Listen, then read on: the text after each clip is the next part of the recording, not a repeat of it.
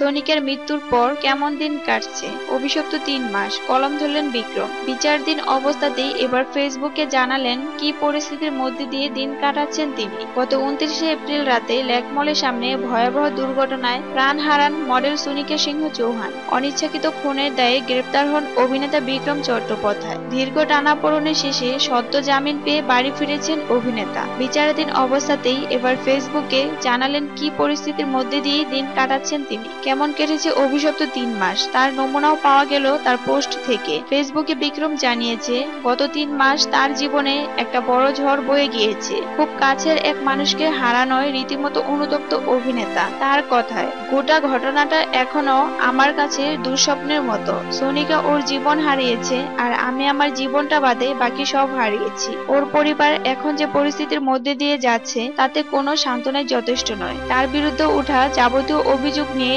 অবশ্য কিছু বলতে চাননি অভিনেতা। তিনি বলেছেন, আমার পক্ষে বিপক্ষে যা যা রটেছে গত ৩ মাসে আজ সেগুলো নিয়ে লিখতে বসিনি। তিনি উল্লেখ করেছেন এই পরিস্থিতিতে তার মা ও বোনের মানসিক অবস্থার কথা। এই ঘটনার পর থেকেই অভিনেতার বোন অবসাদে ভুগছেন। বিক্রম জানিয়েছেন তার বোন স্পেশাল চাইল্ড। সম্পূর্ণ ঘটনার যে প্রভাব তার বোনের উপর পড়েছে তা নিয়ে যথেষ্টই চিন্তিত তিনি। এই ঘটনায় তার মাও ভেঙে পড়েছেন যথেষ্টই। সকলের উদ্দেশ্যেই অভিনেতার একান্ত অনুরোধ এই ঘটনায় কোনোভাবেই যেন তার মা বোনকে জড়ানো না হয়। উল্লেখ্য, অভিনেতার এই পোস্ট মুহূর্তের মধ্যেই ভাইরাল হয়ে যায় সোশ্যাল মিডিয়ায়। বিক্রম অনুগামীরা তাদের সমবেদনা জানিয়ে কমেন্ট, অভিনেতার পাশে থাকার ভরসাও দিয়েছেন তারা। এই ছিল আজকের আয়োজন। প্রতিদিন নতুন নতুন ভিডিও পেতে মিডিয়া ভয়েসমেলের পাশে থাকুন। আমার এই ভিডিওটি যদি ভালো লাগে প্লিজ লাইক, কমেন্ট, শেয়ার ও সাবস্ক্রাইব করুন।